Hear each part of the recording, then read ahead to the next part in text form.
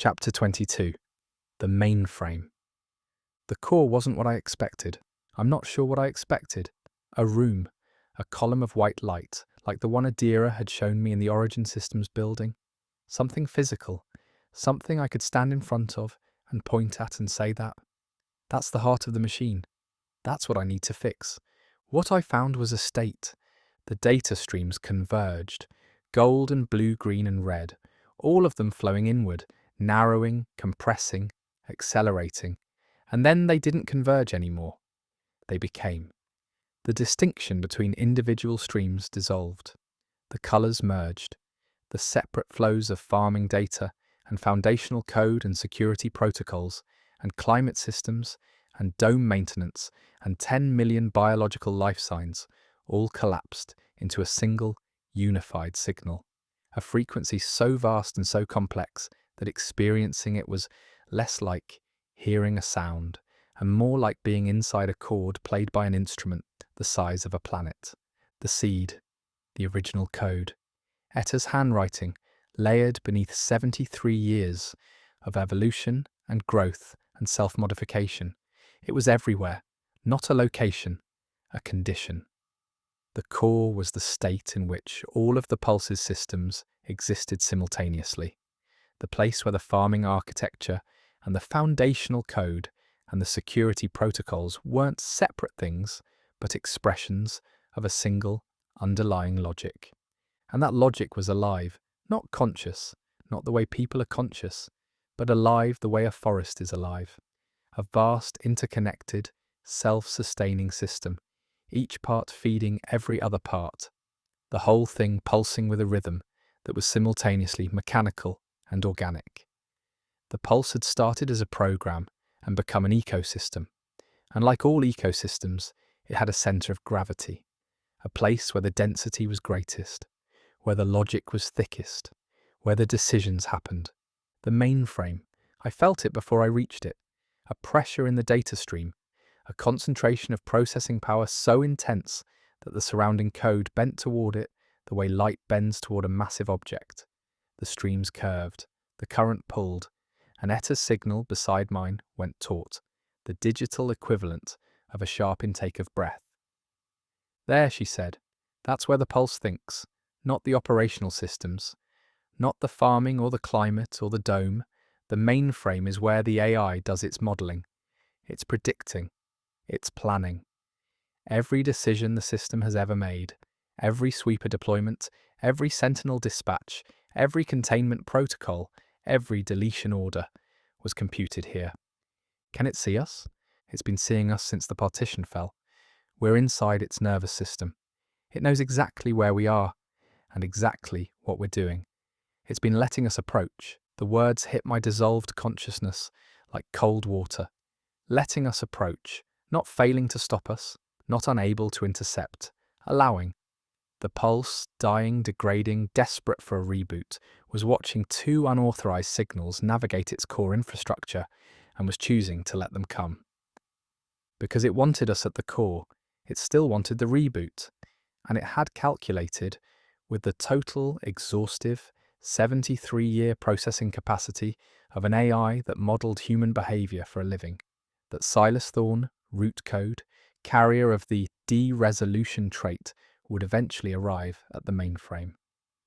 It was, in fact, the most probable outcome of every scenario the system had modelled since the moment I fell through the floor of Ridgeline Prep. The pulse hadn't been chasing me, it had been herding me. The sentinels, the sweepers, the format, Null City, Kale, Dren, the Golden Door, the trash folder, all of it, every threat, every trap, every seemingly desperate measure had been calculated to produce one result: Silas Thorne at the core, willing to act. The machine didn't care what I did, reboot or surgery or something unprecedented. It had modelled every option. It had a response for each. The only thing it needed was for me to engage, to interface with the seed, to put the key in the lock, because the moment I did, the pulse would have what it had wanted since the beginning: access to the de-resolution field at the deepest level of its architecture. And whatever I intended to do with that access, The system had already calculated a way to turn it into the reboot it needed. Etta, it's a trap. Of course it's a trap. It's always been a trap. The entire sequence, from the valuation to the fall to the training to the capture, has been the pulse, guiding you to this exact moment. Her signal was calm, not resigned, purposeful. The calm of a chess player who has seen the board and is not surprised by the opponent's strategy because she wrote the opponent's strategy 73 years ago. The question isn't whether it's a trap. The question is whether the trap accounts for everything you can do. And the answer, based on the last 24 hours of watching you break every model the system has ever built, is no. It doesn't. How can you be sure? Because I designed the seed, and the seed is the foundation of every model the Pulse runs. I know what it can predict, and I know what it can't predict. It can't predict the fourth frequency, the energy redirection. It can't predict the decompression technique. It can't predict the things that happen when the kill switch I built meets the boy the kill switch became. Those events are outside the seed's original parameters. They're outside my original parameters. They're outside everything. You're telling me our only advantage is that nobody, including you, knows what I'm going to do. I'm telling you that uncertainty is a weapon. The only weapon that works against a system designed to eliminate uncertainty. The mainframe's gravity pulled us closer. The processing density was almost physical now, a pressure against my dissolved consciousness that made thinking feel like swimming through honey. The AI's modelling capacity, concentrated in this region of the network, filled the data stream with fragments of its calculations. I could feel them flowing past, scenarios, probabilities, decision trees, all of them running simultaneously, all of them converging on the same focal point. Me. Every model included me. Every scenario started with Silas Thorne at the core and branched outward into thousands of possible outcomes. Each one analysed, each one assigned a probability, each one mapped to a response strategy. The Pulse wasn't just anticipating my actions, it was pre-computing every possible action and pre-building a countermeasure for each, except in the probability matrices, the vast branching trees of if-then-else that constituted the AI's predictive model, there were gaps, small ones, dark spots in the web of calculations where the system had been unable to assign a probability because the input data was insufficient. Events it had observed but couldn't categorize, actions that fell outside every parameter in its 73-year database. The corrupted data trap, broken by willpower instead of code. The adaptive flooring, turned green by recognition instead of command. The data shards, decompressed by opening instead of destruction. The farming current, redirected by a frequency that didn't exist until the moment it was used. 4 dark spots, 4 events the mainframe had logged but couldn't model. 4 holes in the probability matrix where Silas Thorne had done something the system's founder hadn't designed, and the system's evolution hadn't predicted, and the system's AI couldn't categorize. 4 surprises. The machine had a response for everything I might do, but it didn't have a response for the things I might do that it couldn't imagine me doing, and the number of things it couldn't imagine was growing. I can see the holes, I told Etta, in the probability matrix, the gaps where the system couldn't model me. Good. Those gaps are where we work. Those are the spaces where the surgery can happen, in the blind spots of a machine that sees almost everything, but not quite all. We reached the mainframe. It felt like entering an ocean. The processing density broke over me in a wave, vast, cold, incomprehensibly deep. The data stream widened into something that was less a current and more a space, an immense, dimensionless volume of pure computation. If the core was the state where all systems existed simultaneously, the mainframe was the state where all possibilities existed simultaneously. Every model, every scenario, every future the system had ever imagined, all running in parallel, all superimposed on each other like transparencies stacked on a light table.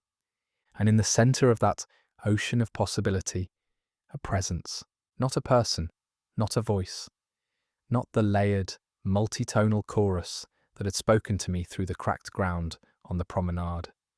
Something more fundamental, a pattern, a way of thinking that permeated the space the way a current permeates water, invisible but irresistible, shaping the flow of every data stream, every calculation, every decision.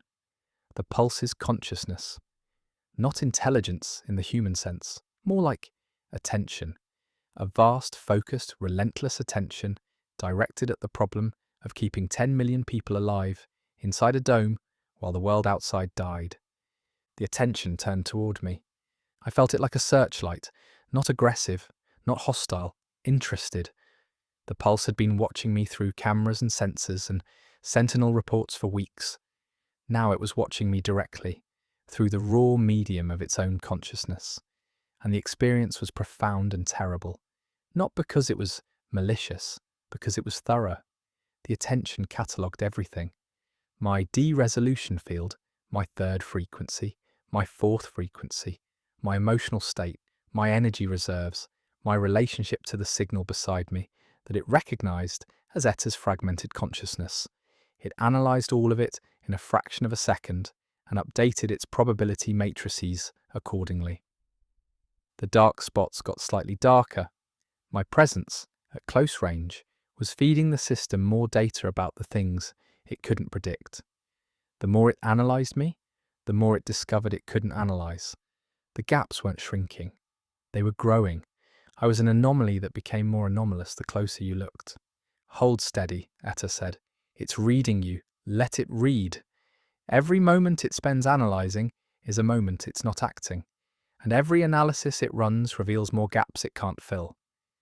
I held. The attention pressed. The mainframe churned around me. Possibility after possibility, scenario after scenario. The AI running through its entire catalogue of responses at the speed of thought and finding, in each one, a gap, a dark spot, a place where Silas Thorne might do something it couldn't predict.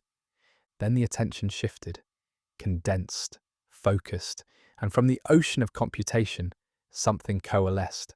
Not a model, not a probability matrix, a form, a shape, emerging from the data the way a figure emerges from fog, organising itself from the ambient code, assembling a structure that was less architecture and more unpresence, a body, a face, a voice, my body, my face, my voice, the clone.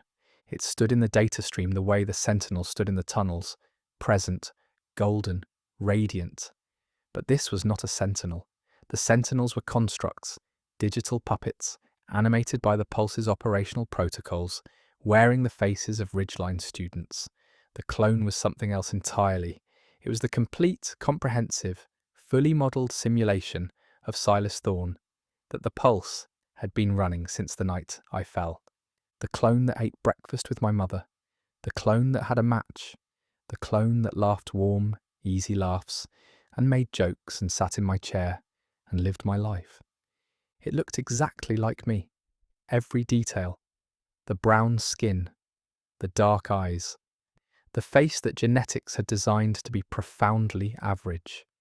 The school uniform, clean, pressed, perfectly fitted in a way mine had never been.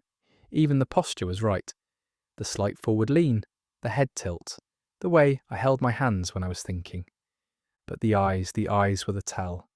Not flat like the sentinels, not empty, full of data, full of every observation the Pulse had ever collected about me. Every heartbeat, every blink, every micro-expression, every dream my sleep pod had monitored, every moment of my life fed into a simulation, so complete it was, in every measurable sense, me. Except it wasn't. And the difference, the gap between measurable and actual, was the same gap that the Pulse couldn't fill. The same dark spot, the same anomaly. The clone looked at me, with my eyes, with my face, with the complete dataset of my existence, rendered into a form that could have passed any test, fooled any scanner, convinced any algorithm that it was the real Silas Thorne. Hello, Silas, it said. My voice, my exact voice. Not the easy, golden version it used with my mother. The real version. The thin one. The cracking one. The voice that said it's broken, while a kiosk ignored me, in a cafeteria full of people who didn't know I existed. You're not me, I said. No, the clone agreed. I'm better.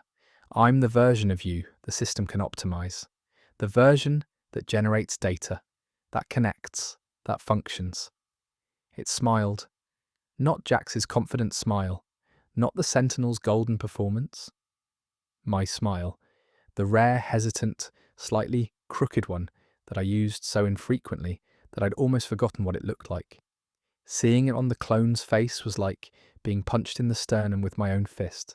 I have everything you have, every memory, every feeling you've ever logged. I know about Table 14. I know about the nutrient squares. I know about pressing your hand against the value board every night. I know about the spirals you draw in the margins when you're trying not to scream. You know the data, I said. You don't know the feeling. Feelings are data, Silas. That's what the Pulse learned 50 years ago. Every emotion is a pattern. Every pattern can be modelled. Every model can be replicated. The clone took a step toward me. In the data stream, the motion was seamless, the simulation's code meshing perfectly with the ambient architecture, as native to this environment as a fish in water.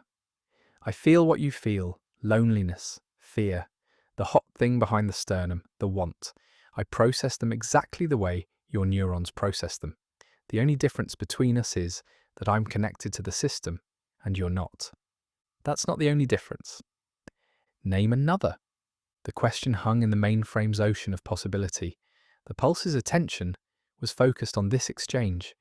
I could feel it, the vast searchlight concentrated to a point, watching, analysing, recording every word and every frequency of my response. This was the trap, not the approach, not the herding. This. The clone was the Pulse's final argument, the walking, talking, smiling proof that Silas Thorne could be replicated, could be improved, could be rendered in code and run at optimal efficiency. If the system could convince me that the clone was equivalent to the original, that the difference between us was semantic rather than substantive, then the reboot argument won. Why save the original when the copy works better? Why preserve the anomaly when the algorithm can do everything the anomaly can do, but faster, cleaner, without the mess of empathy and the liability of compassion? The spirals, I said. The clone tilted its head, my head tilt. What about them? The spirals I draw in the margins. You said you know about them. You process the same emotional pattern that produces them. You can replicate the behaviour. Pick up a stylus, press it to a datapad, draw a spiral when the feelings get too heavy. Correct. But you don't need to. Silence, a micropause, the kind the Sentinels had shown, the fraction of a second where the system encounters an input. It has a response for, but needs time to select the optimal version. That's the difference, I said. I draw spirals because I'm drowning, and the spiral is the drain. It's not functional. It produces nothing. It generates no data. The Pulse would classify it as a zero-value behaviour, a waste of energy and time. But I do it because the alternative is screaming in a cafeteria full of people who can't hear me, and the spiral gives the scream somewhere to go. I step toward the clone, my dissolved consciousness, shaped by the de-resolution field into something that remembered having a body, faced the simulation that had never needed one. You don't draw spirals because you need to. You draw them because the model says Silas Thorne draws spirals when his emotional index exceeds a certain threshold. You execute the behaviour. You don't endure the feeling that makes the behaviour necessary. You have the data of drowning without the water in your lungs. The clone watched me, with my eyes full of data, full of every observation, every measurement, every logged emotion from every second of my life. And for one brief flickering instant, a single frame in the high-speed processing of a simulation running at the speed of thought, the eyes went uncertain. Not confused, not processing, uncertain, the look of something encountering a gap in its own model of itself, a dark spot in its own probability matrix, a place where the data said one thing and the reality said another, and the difference between them was not a quantity that could be calculated, but a quality that could only be felt. The clone recovered. The uncertainty vanished. The smile returned, warm, hesitant, crooked, mine. "You're stalling," it said. "The format is consuming the syntax. The dome is failing. Every second you spend talking to me is a second the surgery isn't happening. The pulse knows this. I know this. And you..." It stepped closer. Close enough that, if we'd had bodies, I'd have felt its breath. "You know this. So why are you standing here, Silas Thorne, arguing about spirals with a mirror?" "Because you're not a mirror," I said. "You're a door. And the pulse put you here because it knows that the hardest person to get past is yourself." The clone didn't respond. Its simulation ran. The mainframe churned.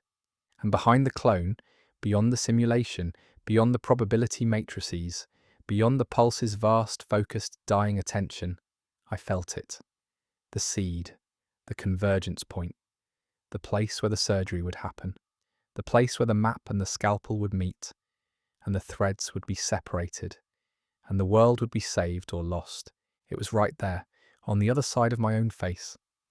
"Etta," I said, "can you see the seed?" "Yes.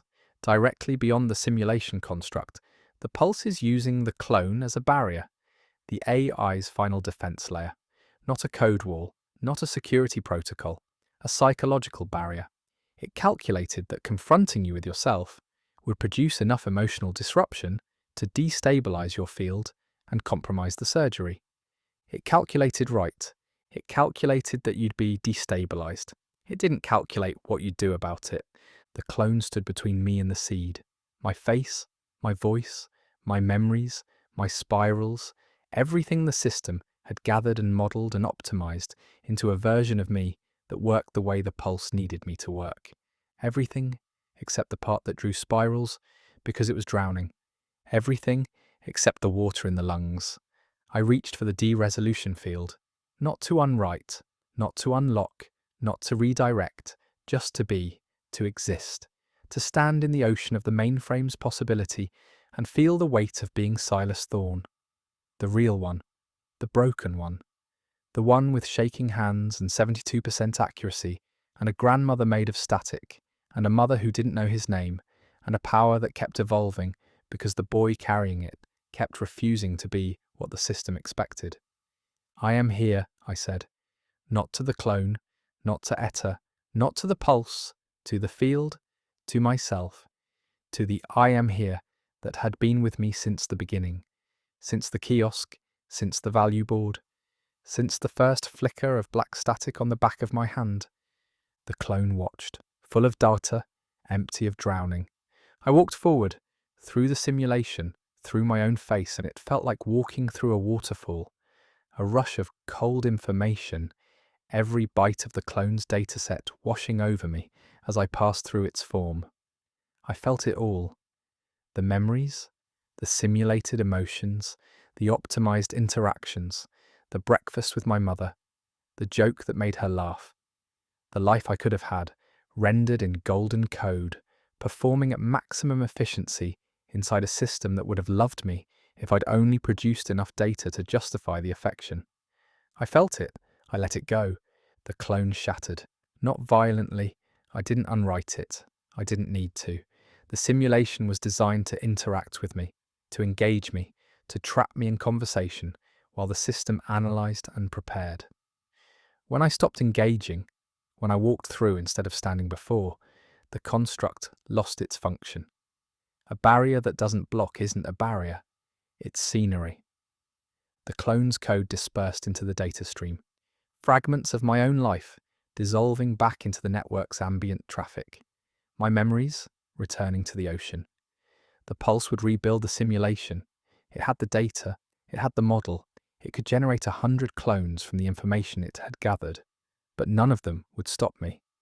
Because the trap wasn't the clone's existence, the trap was my attention to it, and my attention was elsewhere now.